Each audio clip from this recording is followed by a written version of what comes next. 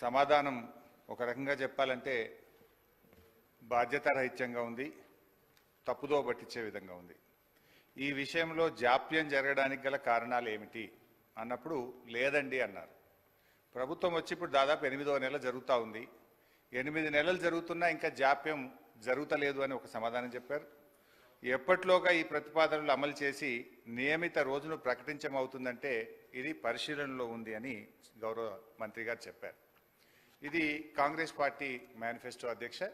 ఈ మేనిఫెస్టోలో page number 28 item number 14 TSRTC సిబ్బంది సంక్షేమం.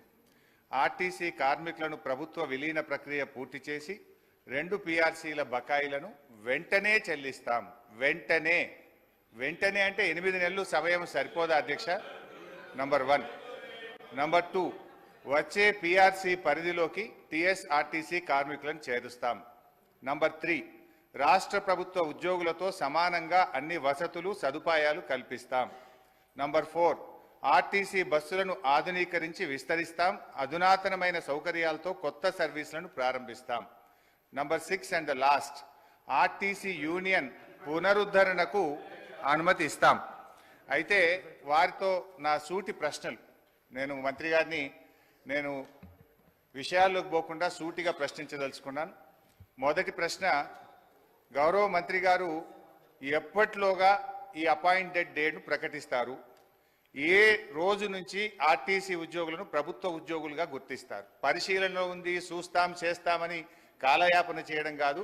ఒక ఖచ్చితమైన తేదీని ఈ సభ ద్వారా ఆర్టీసీ కార్మికులకు చెప్పాలని మీ ద్వారా గౌరవ మంత్రి గారిని కోరుతా ఉన్నా. క్వశ్చన్ నంబర్ 2, యూనియన్ పునరుద్ధరణ చేస్తామని మీరు హామీ ఇచ్చారు. ఆ యూనియన్ పునరుద్ధరణ ఎప్పట్లోగా చేస్తారు? ఈ మధ్య మాకున్న సమాచారం ఏంటంటే ప్రభుత్వం నుంచి యూనియన్ పునరుద్ధరించేది లేదు అని మీరు ఉత్తర్వులు ఇచ్చినట్టుగా మా దృష్టికి వచ్చింది.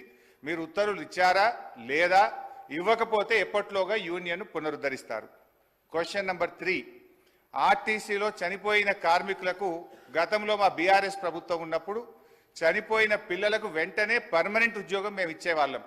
కానీ మీ ప్రభుత్వం వచ్చిన తర్వాత ఆ పర్మనెంట్ ఉద్యోగం అనే నిబంధన తీసేసి బ్రెడ్ విన్నర్ స్కీమ్ అనే స్కీమ్ పెట్టి కన్సాలిడేటెడ్ పే కేవలం 15,000 రూపాయల జీతం ఇచ్చి 3 ఏళ్లు మీరు 15,000 జీతానికి పనిచేస్తే అప్పుడు పర్మనెంట్ చేస్తామని చెప్పి ఇలా చనిపోయిన కార్మికులకు మీ ప్రభుత్వం అన్యాయం చేసిన మాట వాస్తవమా? ఇది ఎందుకు తెచ్చారు?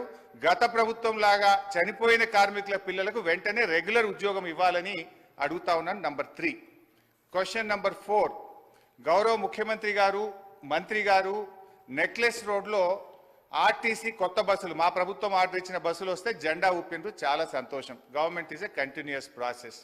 అయితే ఆ జెండా ఊపిన సందర్భంగా కార్మికులకు ఒక 300 కోట్ల చెక్కు చూపించారు ముఖ్యమంత్రి గారు.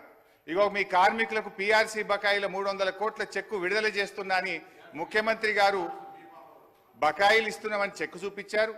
పాపం మా మంత్రి గారు ముఖ్యమంత్రి గారు వెళ్ళిపోయినాక కొన్ని డమ్మీ చెక్కులు, ఆ పెద్ద చెక్కులు కూడా కార్మికులకు ఇచ్చి ఫోటోలు కూడా దిగారు. ఇది ఏ రోజు ఇచ్చిందంటే ఫిబ్రవరి 10, 2024. ఇవాళ మనం ఉన్నాం జూలై నెలలో ఉన్నాం. ఇప్పుడు దాదాపు 5 నెలలైనా నెక్లెస్ రోడ్ నుంచి ఆ చెక్కు బస్ భవన్కు చేరలే. ఇంకా అది ఎప్పుడు చేరుతుంది, ఎప్పుడు ఇస్తారో దయచేసి చెప్పాలని కోరుతా ఉన్నా. క్వశ్చన్ నంబర్ 5, మహాలక్ష్మి పథకం పెట్టారు, సంతోషం, వి అప్రిషియేట్. అయితే ఆ పథకానికి నెల బిల్లులు విడుదల చేయని మాట వాస్తవమా? మహాలక్ష్మి పథకం కింద రాష్ట్ర ప్రభుత్వం ఆర్టీసీకి ఇవ్వాల్సిన నిధులు ఎన్ని, ఇప్పటి వరకు ఇచ్చిన ఎన్ని, ఇవ్వకపోవడం వల్ల కార్మికుల యొక్క పిఎఫ్ మరియు సిసిఎస్ డబ్బులు మళ్లించి కార్మికులకు జీతాలు ఇచ్చిన మాట వాస్తవమా? ఆ నిధులు ఎప్పట్లోగా ఇస్తారో సూటిగా చెప్పాలి.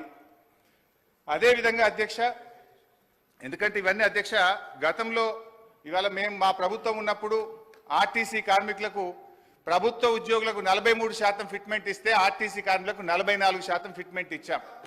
గత తెలుగుదేశం ప్రభుత్వంలో కార్మికులకు కేవలం బడ్జెట్లో 100 కోట్లు పెట్టారు. కాంగ్రెస్ ప్రభుత్వం 200 కోట్లు పెట్టింది. కానీ మా ప్రభుత్వం 1000 కోట్లు, 1500 కోట్లు, 1500 కోట్లు బడ్జెట్లో పెట్టి ఆర్టీసీ సంస్థను మేము కాపాడాలి. సార్, గౌరవ సీనియర్ శాసన సభ్యులు హరీష్ రావు గారికి తెలిసి కారణాలు ఏమిటి? దెన్ లాస్ట్ క్వశ్చన్ అధ్యక్ష, మనకు కార్మికులకు సంబంధించి మోటార్ ట్రాన్స్పోర్ట్ యాక్ట్ ఉంటుంది. డ్రైవర్లు కానీ కండక్టర్లు కానీ 8 గంటల కంటే ఎక్కువ పని చేయకూడదని ఉంటుంది. ఇందులో మహిళా కండక్టర్లు కూడా ఉన్నారు. కానీ వాళ్ళని 16 గంటలు 18 గంటలు పని చేయించడం వల్ల పని ఒత్తిడికి లోనై దాదాపు కొన్ని వందల సంఖ్యలో కార్మికులు చనిపోతున్నమాట వాస్తవమా? మహాలక్ష్మి పథకం వచ్చిన తర్వాత ఓవర్లోడ్ కావడం ద్వారా పని గంటల భారం పెరిగి దానికి సరిపడా మీరు డ్రైవర్లను కండక్టర్లను నియామక చేయకపోవడం వల్ల ఒక్కొక్కరు 16 గంటలు 18 గంటలు పనిచేసి కార్మికులు ఇబ్బంది పడుతున్న విషయం ప్రభుత్వం దృష్టికి వచ్చిందా? దానికి అనుగుణంగా కండక్టర్ల డ్రైవర్ల నియామకం ఎప్పట్లోగా చేస్తారు.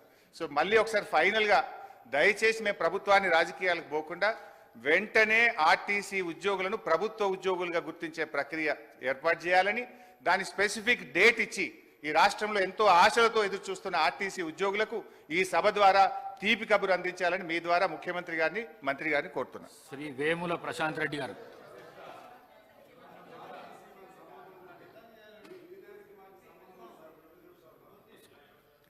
అధ్యక్ష, దయ్యాలు వేదాలు వల్లించినట్టుగా 10 సంవత్సరాలుగా